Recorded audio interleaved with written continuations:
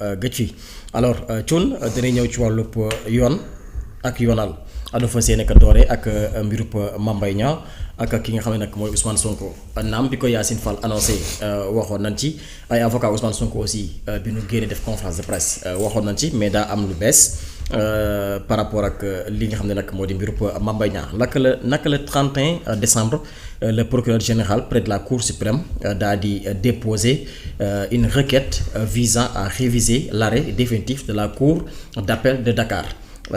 Arrêté boobu mooy condamnation définitive ki nga xam nag moo Ousmane Sonko loolay tax nu écarté woon ko ci élection présidentielle yi nu daal di weesu ci requête bi moom dafa daal di solliciter le procureur général dafa solliciter le premier président de la Cour suprême de recevoir la requête en révision d'annuler l'arrêt de la Cour suprême de Dakar condamnant définitif Ousmane Sonko et le renvoyer dans une autre cour d'appel pour être jugé des chefs diffamation et injure publique donc loolu tey ban leeral nga ñu si mën a indil par rapport ak requête bi nga xam ni le procureur général def na ko di sàkku nu ubbiwaat wala nu neenal arrêté bi nga xam ni moom la cour suprême joxe woon tax Ousmane Sonko bokkul ci li nga xam ne nag mooy élection yi waaye aussi daan ko ci li nga xam ne nag moo di mbir diffamation ak injure publique.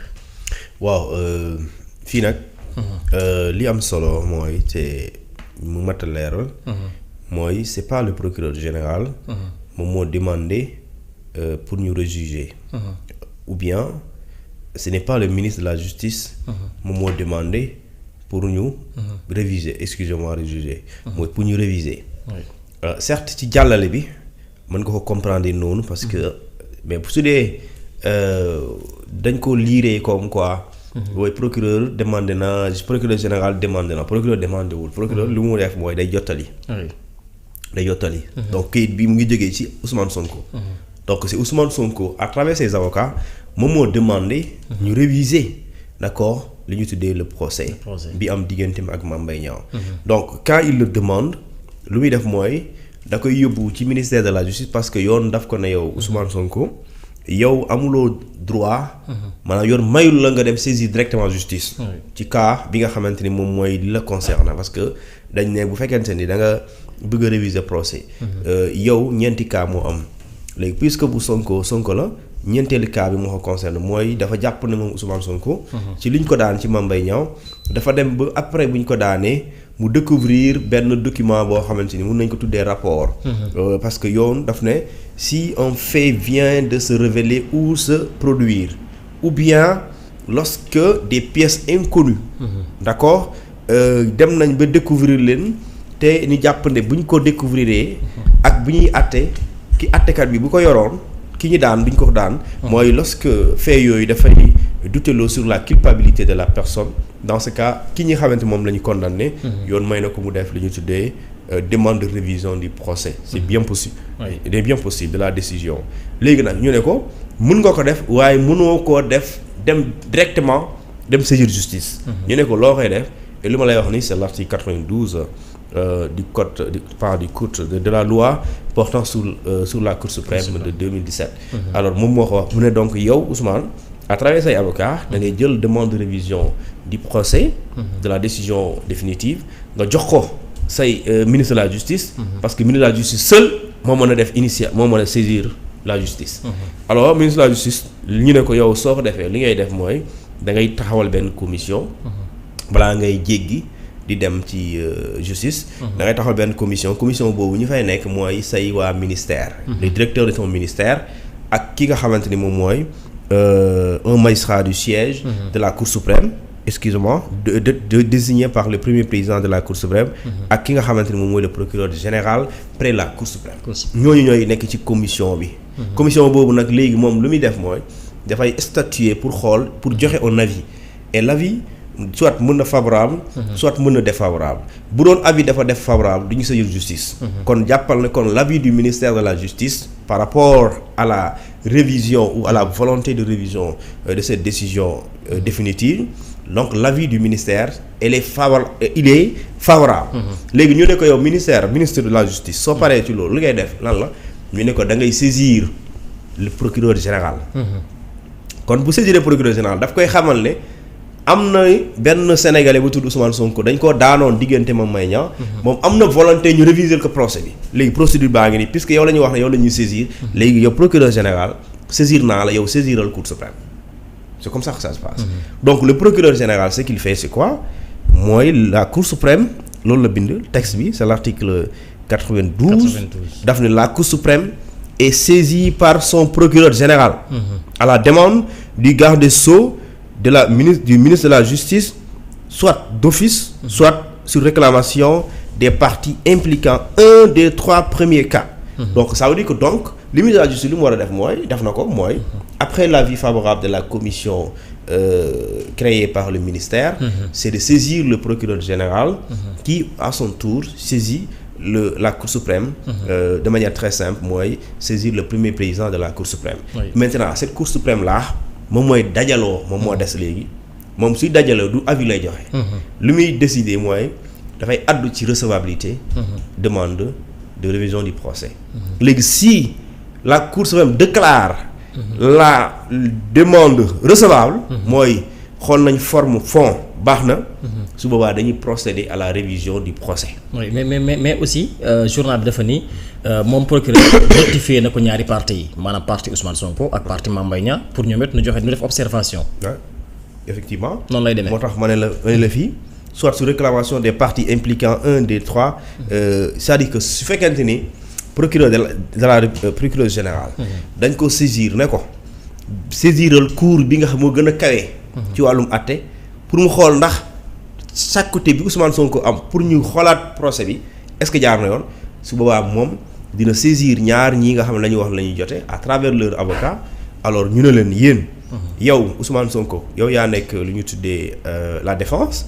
yow yaa sàkk ñu réviser sa procès defal say observation waxal yow Mame Mbaye Niang yow laa nekk partie civile. ki nga xamante ne moom nga jote lool moom la ñu daanoon waaye moom dafa sàkk ñu réviser ce procès am joxal say observation bu ñu paree ñu dajale loolu et la Cour suprême maintenant décider si lu ñu tuddee sur la recevabilité xool ndax demande bii càkkute bii est-ce que lu war a mën a am la est-ce que puisque dañu bëgg a réviser procès est-ce que demande bi remplir na toutes les conditions parce que dañ ne modalité et conditions fixées par lu ñu tuddee la loi donc ça veut dire que donc si on veut réviser un procès il faut que la demande de révision du procès obéisse justement à l'ensemble des dispositions yi nga xamante ne moom la loi portant sur la Cour suprême de prévoir donc après le ministre de la Justice moom def na liggéeyam fa la yem léegi c'est la Cour suprême qui décide moom mooy décider ndax la demande est recevable ou pas si elle est recevable alors li ko yoon sant c'est très simple dañ ko ne si la demande est recevable alors la Cour suprême ce qu'elle fait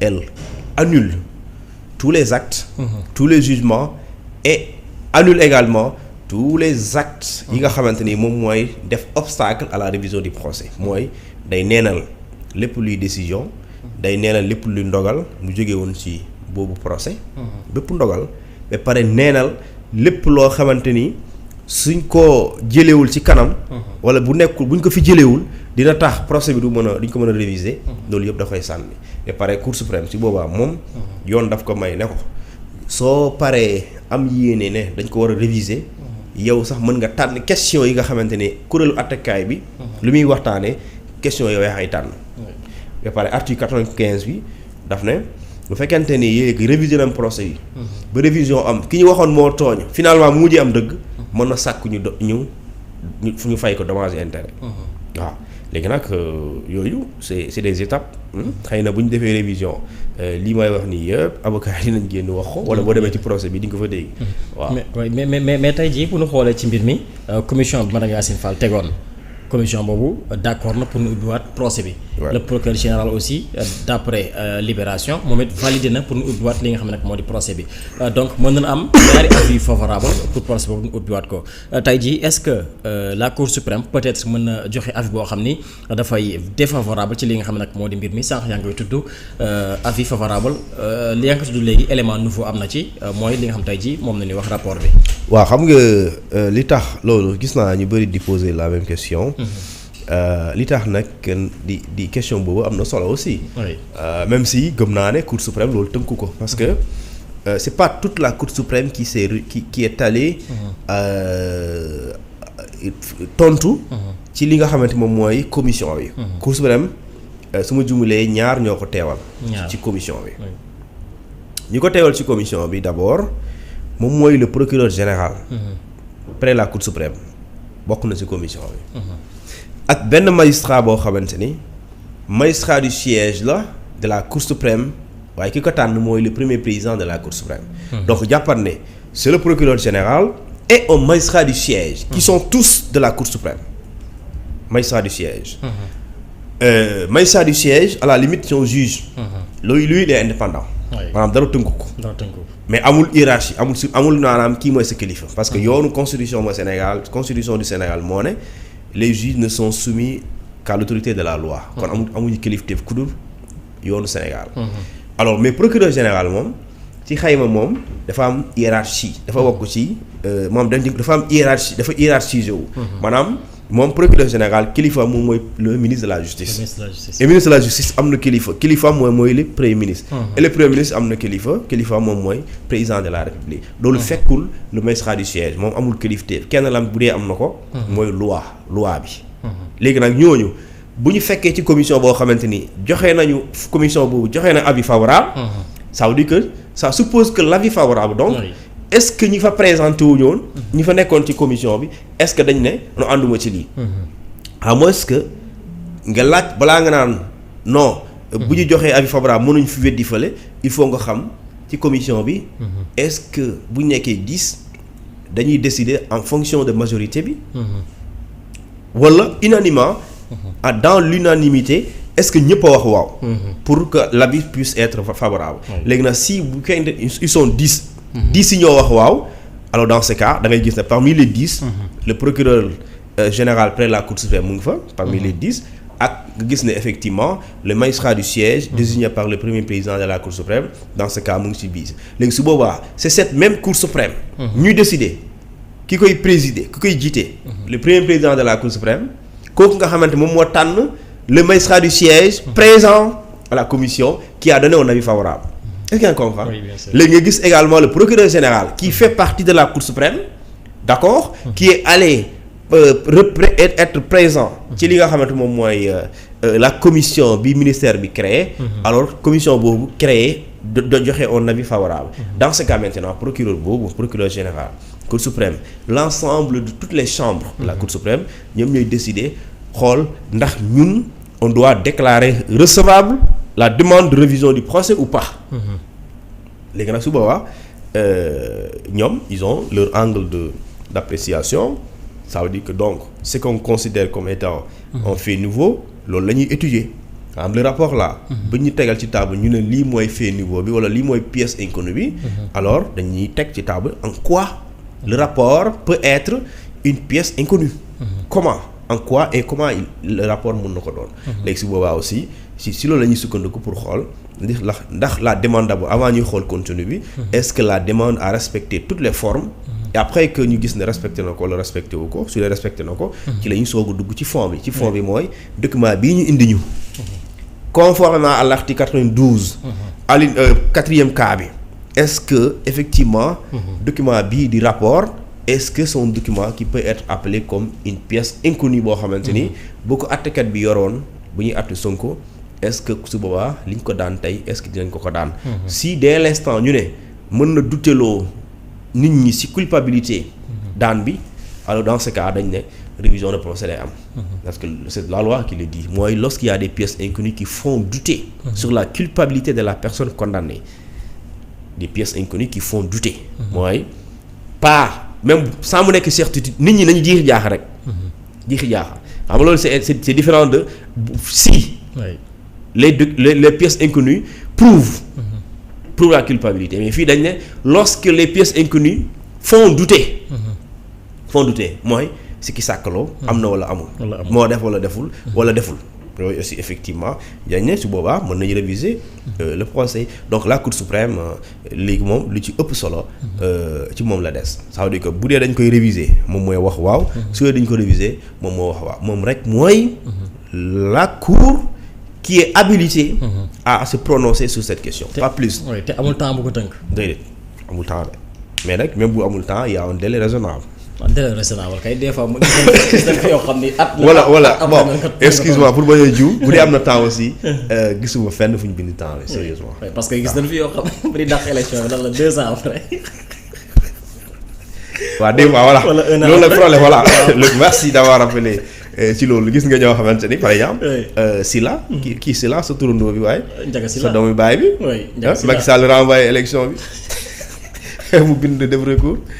Cour suprême xaar ba élection bi jàll bi Diomaye commencé Diomaye fàtte na sax ban jour la prêter serment Cour suprême néew na ko non amuloon dëgg amuloon droit renvoyer ko reporter élection yi. fekk nit ñi fàtte nañ. c'est-à-dire que diggante bi am na ñuy voté seen carte réer na bu yàgg. ah te gëm naa ne sax am na ñuy voté seen carte expiré na. voilà parce que léegi affaire Cour suprême daal di tontu ne. non wax nga dëgg amuloon droit. reporter élection yi mais fekk na tontu bi vraiment on n'a pas besoin de ça. parce que même su dee am na droit reporter ko. fekk na ñun xam nañ suñu président bu bees. léegi nag loolu tamit war nañ ko xoolaat. moo tax nag ñu war a réformer Cour suprême. wax nga dëgg. doy na waar alors ba tey ci wàllu yoon la ñuy des fan yële ci ginnaaw